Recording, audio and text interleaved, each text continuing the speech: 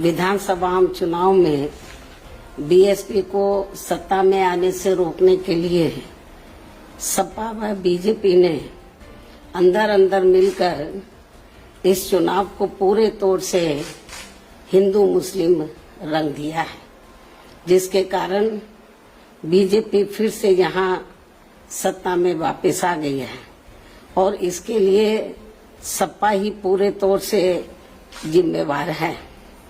और अब यूपी में खासकर कमजोर वर्गों व मुस्लिम समाज के लोगों के ऊपर जो आए दिन जुल्म जाती हो रही है, तो उसके लिए भी सपा मुखिया ही पूर्ण रूप से जिम्मेवार व कसूरवार भी है। और अभी भी ये किस्म किस्म की अफवाहें फैलाने से बाज नहीं आ रहे हैं, जबकि अब तो इनको अपनी बचकानी व घिनौनी राजनीति बंद करनी चाहिए। इसके साथ ही इनको मैं ये भी बताना चाहती हूँ कि इसमें भी कोई संदेह नहीं है कि यदि उत्तर प्रदेश सहित पूरे देश में खासकर दलित, आदिवासी, पिछड़ा वर्ग, मुस्लिम व अपर कास्ट समाज में से गरीब तबका भी बीएसपी में जुड़ जाता है, तो फिर ये लोग बीएसपी की मुखिया को पुनः यहाँ यूपी का मुख्यमंत्री बना सकते हैं। और इतना ही नहीं बल्कि आगे चलकर देश का प्रधानमंत्री भी बना सकते हैं, क्योंकि इन वर्गों के वोटों में बहुत बड़ी ताकत है, बशर्ते यदि ये लोग एकजुट होकर बीएसपी से जुड़ जाएं और चुनाव में किसी भी प्रकार से गुमराह ना हो, किसी भी प्रकार के बहकावे में ना आए। इसलिए मैं अपनी जिंदगी में यूपी की फिर से मुख्यमंत्री बनने व आगे चलकर देश का पीएम बनने का ही सपना देख सकती हूँ, लेकिन देश का राष्ट्रपति बनने का तो सपना मैं कभी भी नहीं देख सकती हूँ। ये भी मैं इनको बताना चाहती हूँ, क्योंकि मैंने अपनी पूरी जिंदगी ऐश व आराम के लिए नहीं बल्कि बाबा साहब डॉक्टर भीमराव अंबेडकर एवं मान्यवर श्री कांशीराम जी के बताए हुए रास्तों पर चलकर व कदम कदम पर कड़ा संघर्ष करके इनके अनुयायियों को व खासकर दबे कुचले लोगों को अपने पैरों पर खड़ा करने के लिए समर्पित किया है। ये भी इनको मालूम होना चाहिए।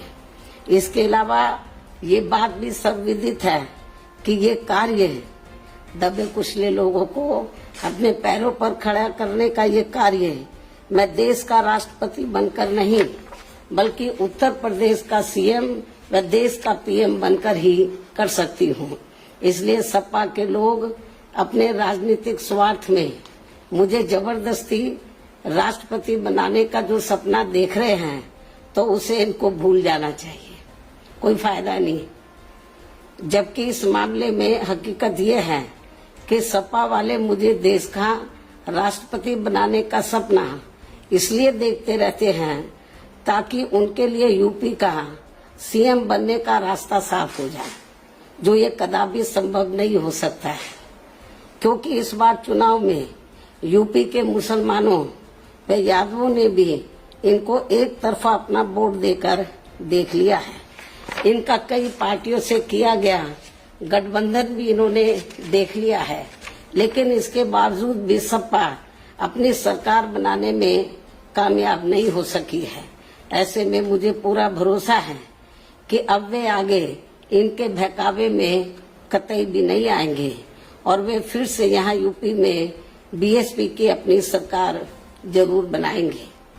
वैसे भी अब सपा मुखिया को ये एहसास हो चुका है कि आगे किसी भी चुनाव में अब ये लोग इस पार्टी के बहकावे में कतई भी नहीं आएंगे और ऐसे में अब ना ही आगे सपा कभी भी यहाँ सत्ता में आसीन हो सकती है।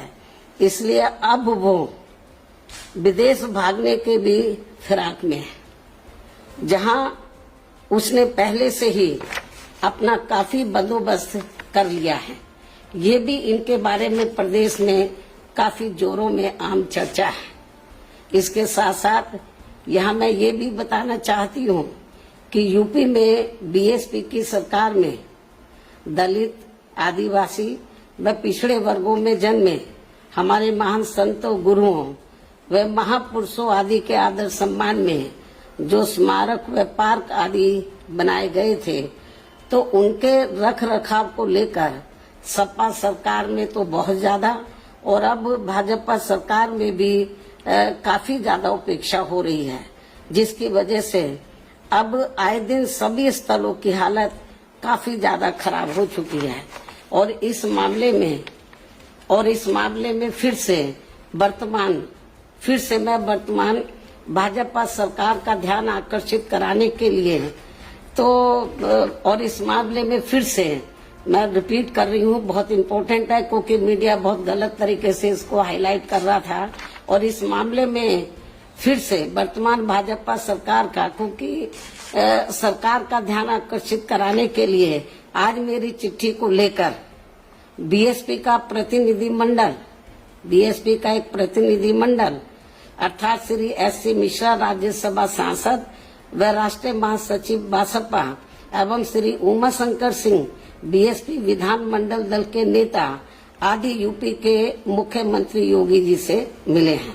इन स्थलों को लेकर इस संबंध में मैंने चिट्ठी लिखी मुख्यमंत्री जी को और इन दोनों को मैंने भेजा, आप चिट्ठी लेकर जाओ और उनको डिटेल में इन स्थलों की जो खराब हालत है उसके बारे में अवगत कराओ, ताकि इन स्थलों की हालत सही हो जाए। इस ओर सरकार ध्यान दे। मैं उनसे यही उम्मीद करती हूँ कि वे इस मामले में अब जरूर उचित व ठोस कदम उठाएंगे। चिट्ठी की कॉपी भी मीडिया को दे दी जाएगी, क्योंकि जो गलत प्रचार कर रहे हैं, आज ये दोनों मिले हैं, ये तो मेरी चिट्ठी लेकर मिले स्मारकों को लेकर कि स्मारकों की हालत बहुत ज्यादा खराब है और इस ओर सरकार ध्यान दे। और जो चिट्ठी लेकर मिले वो कॉपी भी हम मीडिया को भेज देंगे, ये भी मैं बताना चाहती हूँ। इसके साथ ही इस समय देश में रमजान का महीना चल रहा है, लेकिन जिस प्रकार से इस दौरान बिजली की कटौती की जा रही है, ये सब ठीक नहीं हो रहा है। इस मामले में केंद्र व सभी राज्यों की सरकारें जरूर सख्त व कठोर कदम उठाएं। बीएसपी की ये पुरजोर मांग है। इन्हीं खास अनुरोधों के साथ ही अब मैं अपनी बात यहीं समाप्त करती हूँ। धन्यवाद।